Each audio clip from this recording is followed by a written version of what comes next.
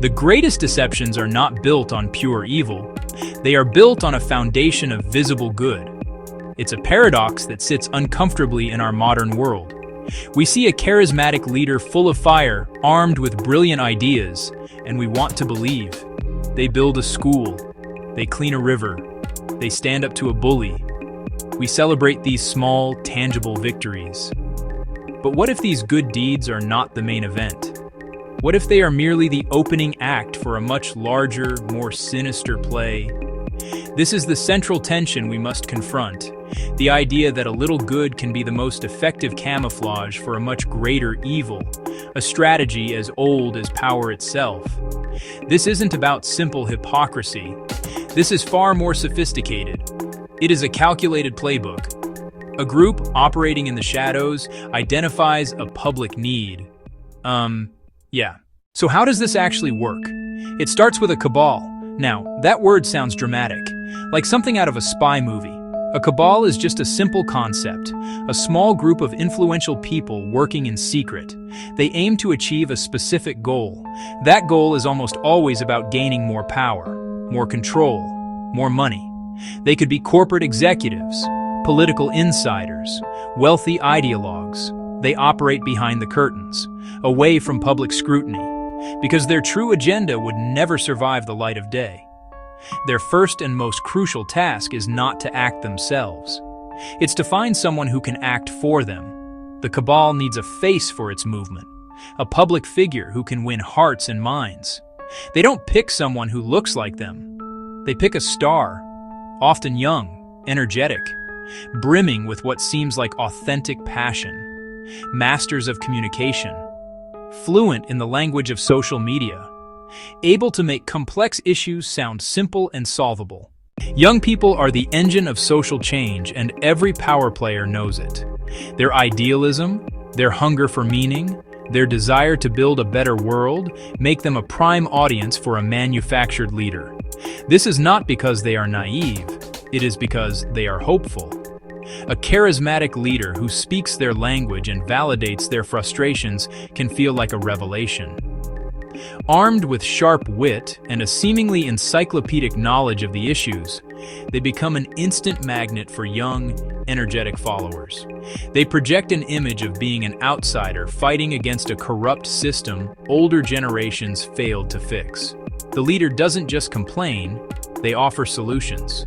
They break down complex geopolitical or economic problems in viral clips with slick graphics and confident, rapid-fire delivery. They make their followers feel smart, part of an exclusive club who get it. This intellectual flattery is incredibly effective. Young people feel empowered by new understanding. They share the videos, quote the speeches, adopt the talking points, becoming passionate, unpaid evangelists. Digital momentum becomes real-world action. Small donations pool into a significant grassroots funding stream that legitimizes the leader. A feedback loop, engagement, power, media, more engagement. To criticize the leader is to criticize the cause. Well, yeah, that's the risk. This playbook is not a modern invention. It is a timeless strategy visible even in ancient history. One clear example, Alexander the Great backed by the powerful Macedonian nobility, the Cabal, Philip II's generals, the wealthy Macedonian elite goal, conquer the Persian Empire. They craved land, they craved gold, they craved glory. They needed more than a plan. They needed a divine justification.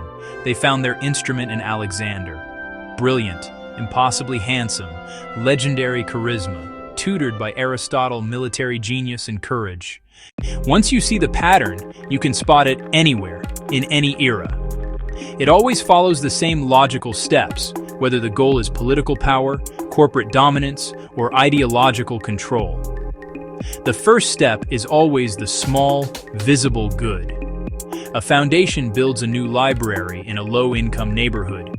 A movement campaigns to ban plastic straws to save the turtles. These are undeniably positive things. The library provides knowledge. Fewer plastic straws help the ocean. The public feels good and extends a halo of trust. The second step is the pivot. Trust leveraged for a hidden objective.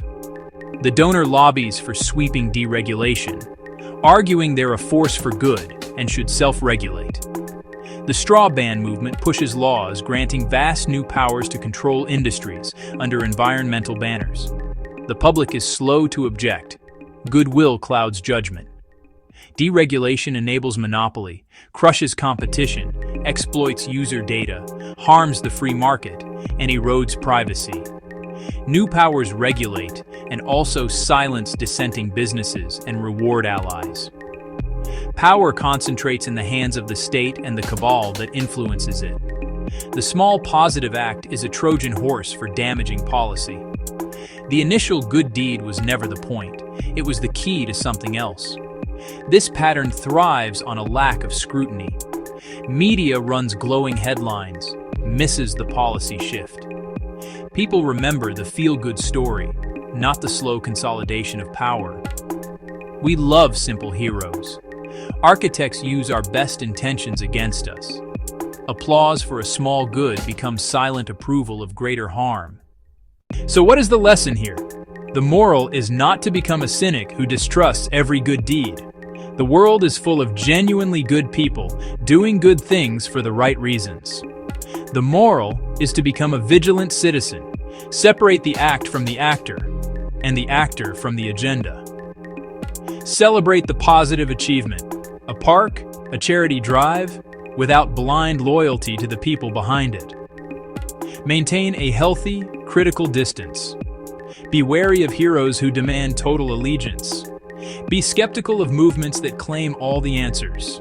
Power, even wrapped in justice and progress, must always be questioned. Ask simple, direct questions. First, cui bono?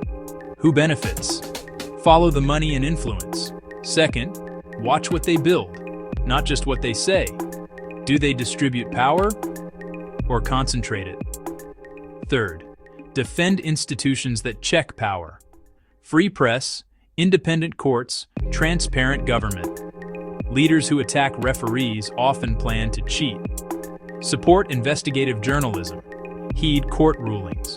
Demand transparency. Our strength is a well-informed, engaged public. Teach critical thinking. Value substance over style. Praise the good deeds, but always check the hidden hands. Admire intelligence and activism, but always check who holds the strings. Choose leaders who serve the public good, not a private one.